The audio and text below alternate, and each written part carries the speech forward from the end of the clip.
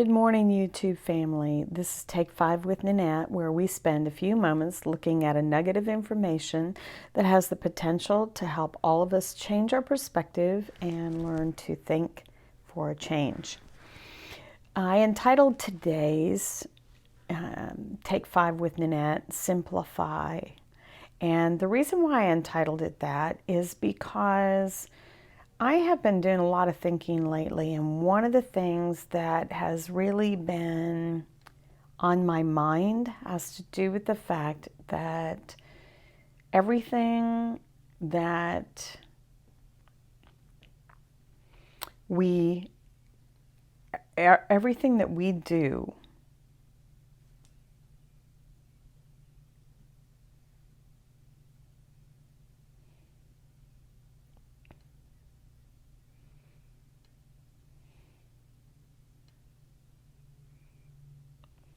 Good morning, YouTube family. This is Take 5 with Nanette, and we are going to spend a few moments looking at a nugget of information that has the potential to help all of us change our perspective and learn to think for a change.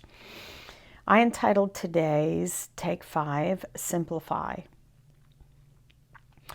I was thinking about things the other day, and things in life, things we have on our plate, education, lots of different things. And one of the things that kept occurring to me is how often we complicate matters. How often we make things way more complicated than they need to be. You know, I have a good friend in Nashville who has a business. Her name's Tammy Jensen, and it's called Simplify and Restore. So if you're in that neck of the woods, look her up if you'd like some help organizing an area of your home or office or garage or anything like that. But this has to do with the fact that we simplify the things that we really want to do, and we tend to complicate the things that we don't really want to do, or just to give us excuses for not doing things.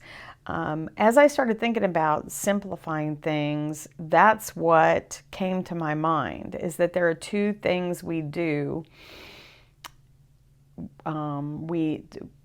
We make things why do we make things complicated? We make things complicated because we don't want to really do them.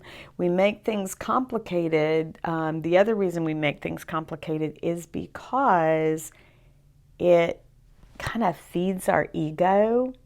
If we then talk about how complicated something is, or we are working hard to get something done, we want people to know how complicated it was, but it feeds our ego.